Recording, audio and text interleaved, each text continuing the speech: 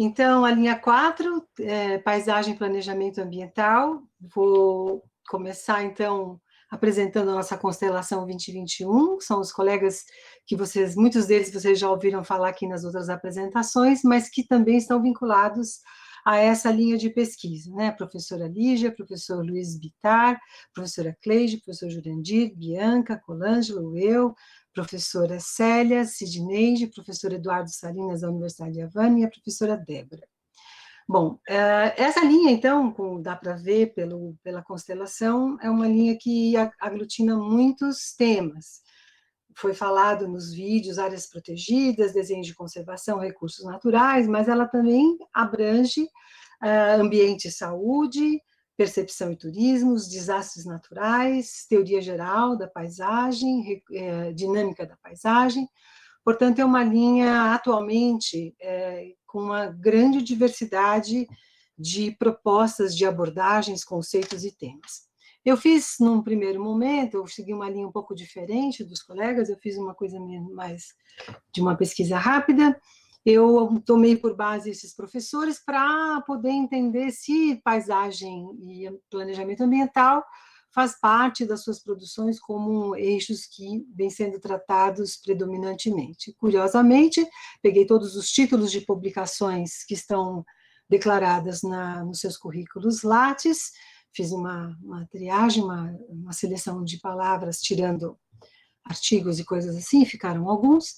e, curiosamente, surgiu dois aspectos, né? Dominante, paisagem e planejamento, que eu também fiquei bastante surpresa,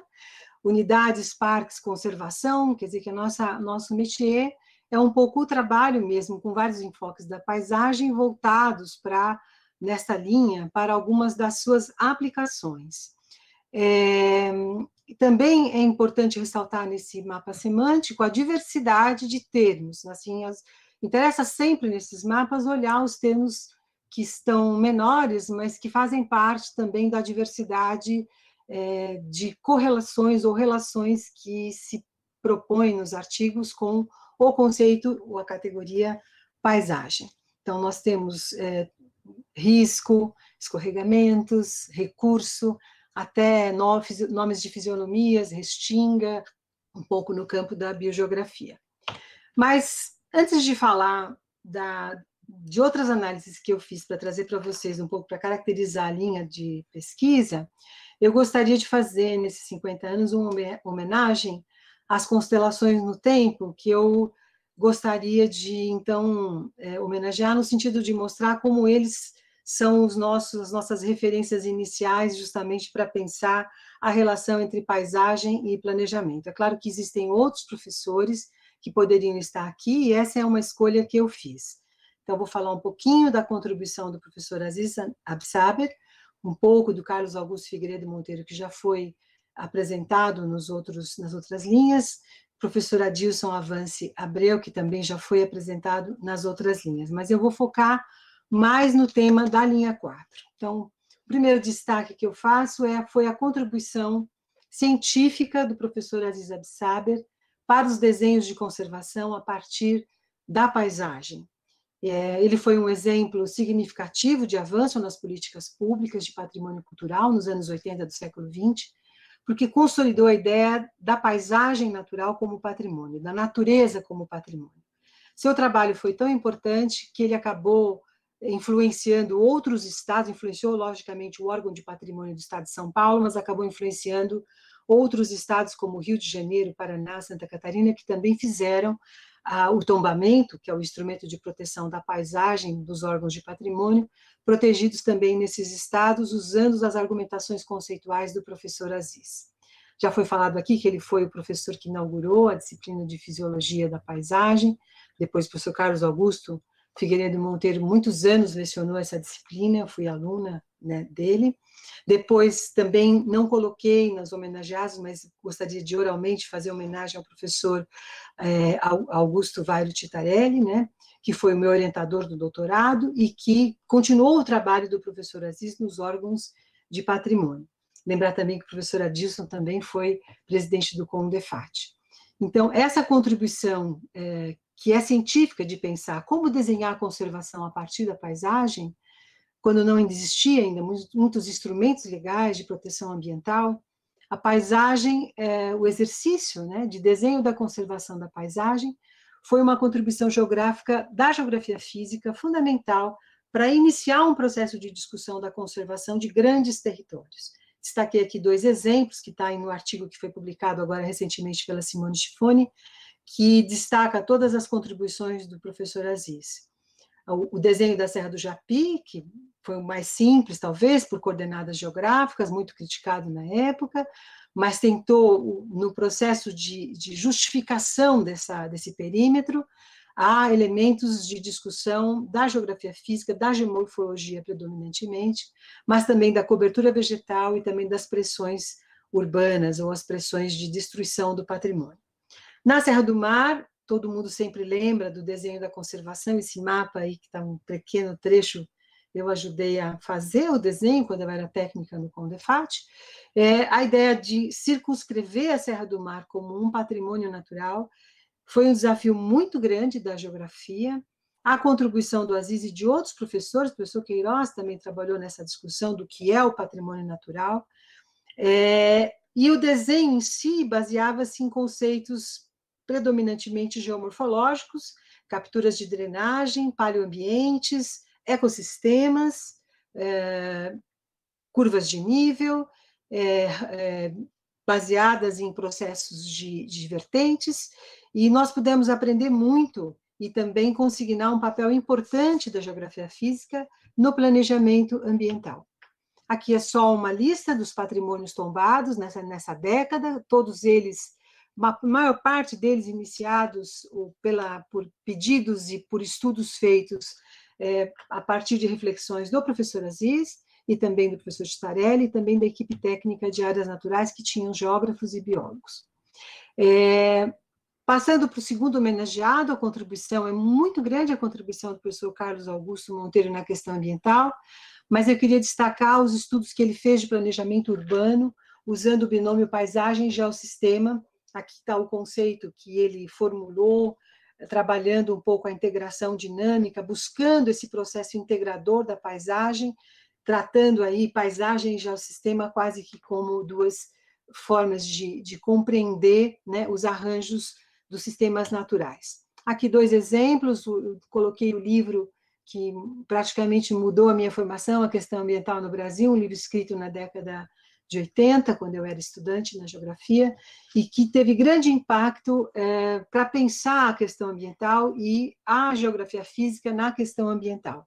Os trabalhos do professor Carlos Augusto, aqui tem 2 exemplos, um estudo baseado no geossistema para avaliar e valorar a qualidade ambiental, feito no Recôncavo Baiano, e um outro estudo, uma proposta, um desenho que ele fez, uma modelagem específica para pensar geossistemas também no planejamento urbano. Bom, nesse sentido, esses professores são os autores que trouxeram a fundamentação conceitual de paisagem, que estava sendo discutida na França e também em outros países, a influência do professor Carlos Augusto,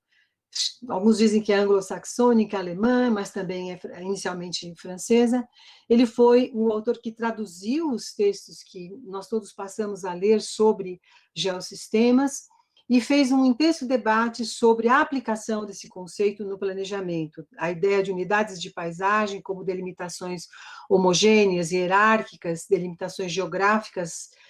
não tão arbitrárias, mas baseadas nos fundamentos do meio físico. Também é importante dizer que esses professores também tiveram influência e o trabalho do Jurandir é muito marcante no estudo da paisagem e planejamento, como a gente vai ver nos dados, porque ele, a partir de outro autor, que é o Tricart, ele propõe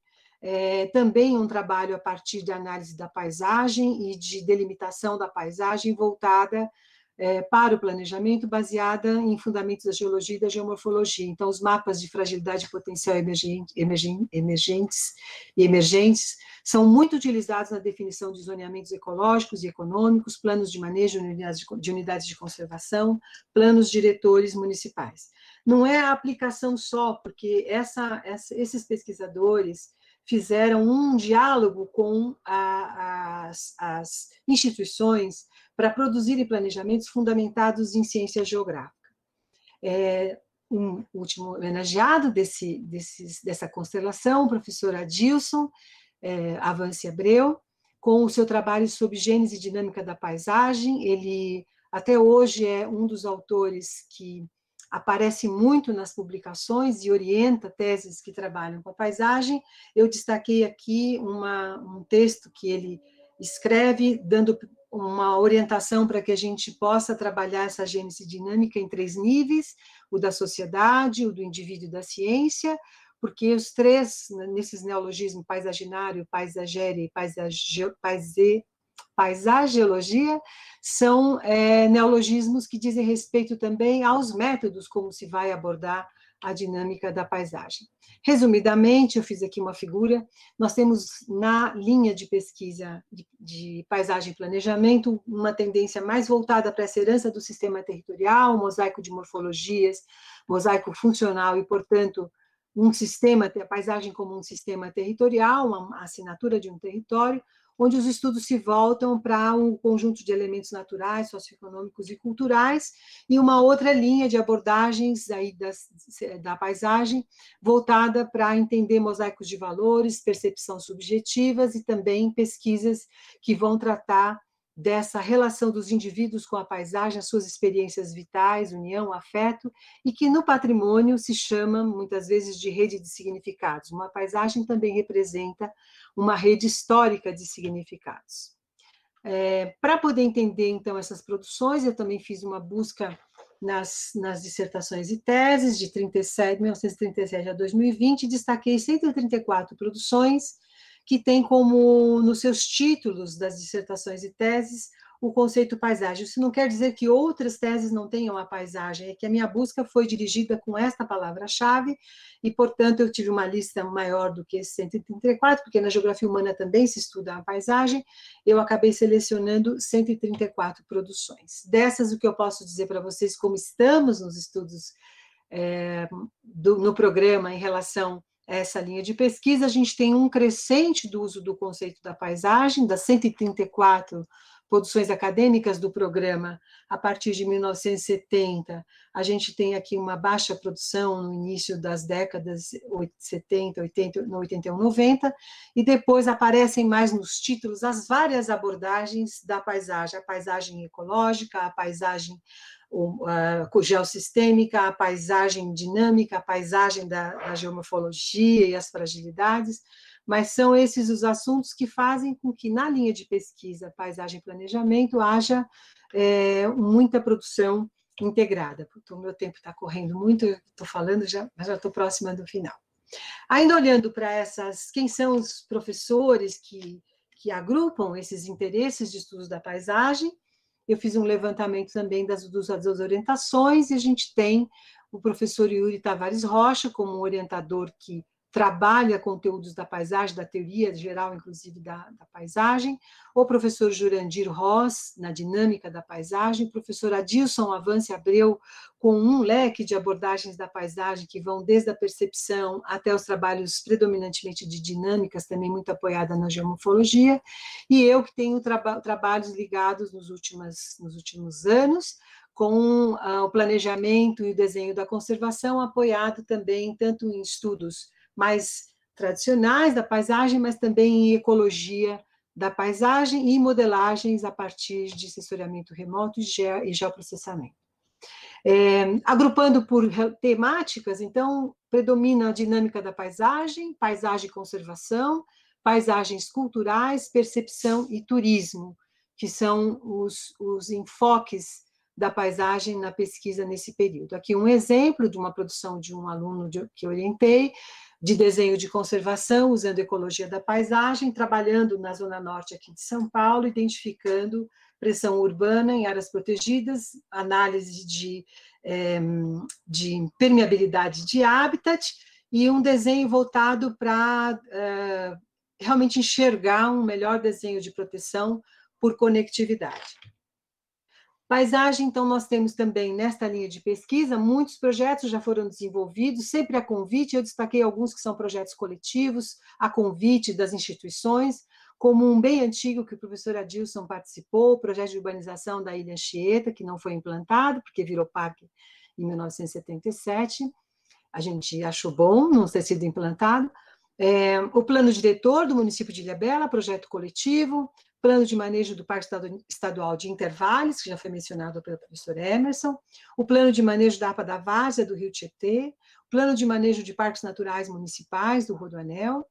plano de áreas verdes da Universidade de São Paulo, um projeto coordenado pela Superintendência Ambiental da USP, onde a gente fez um estudo também com vários pesquisadores sobre as áreas verdes em vários campi da universidade. Bom, aqui uns exemplos bem rápidos, 73, o plano de urbanização da Ilha Anchieta para implantar um complexo de turístico que não foi implantado. O Rodoanel, um exercício coletivo, foram mais de 70 pesquisadores que participaram, muitas pesquisas no programa resultaram dessa experiência. E, para finalizar, alguns projetos que estão em andamento financiados pelas agências. Então, esse primeiro é do professor Luiz Venturi, análise potencial do aproveitamento domiciliar de gás natural, integrado ao sistema elétrico, na cidade de São Paulo, em andamento. O projeto Atlas Socioambiental de Lençóis Maranhenses, coordenado pelo professor Reinaldo, envolve vários docentes da Geografia Física e orientadores, estudo da Associação Longitudinal do Ambiente Construído, prática de atividade física e estudo nutricional. O seguinte, que é estilo de vida e marcadores bioquímicos, são da professora Lígia. Um que eu coordeno e começou o ano passado, Caminhos da Conservação de Áreas Naturais do SESC, são um estudo de desenho de conservação das reservas particulares do SESC, do SESC Nacional, e o Sistema de Aviso de Ressaques, que é um projeto também da professora Célia, também patrocinado por a gente, que está vinculado ao programa. É isso, muito obrigada. Fiz muito menos histórico, muito mais falando sobre contribuições científicas, mas é isso.